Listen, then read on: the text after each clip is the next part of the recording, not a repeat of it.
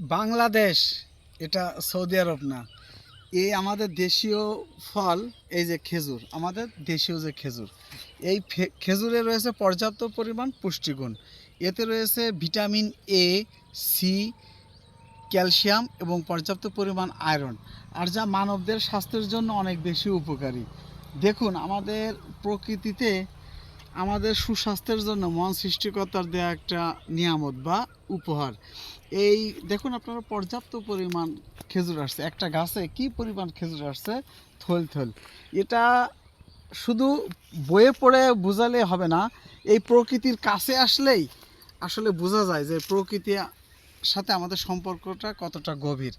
আপনারা যারা দেশে আছেন, তারা দেশীয় সিজনালি যে এই ফলটা আসছে, এই যে দেশীয় খেজুর, এটা পাকলে অবশ্যই খাবেন, আর আমাকে দাওয়াত দিতে ভুলবেন না যেন।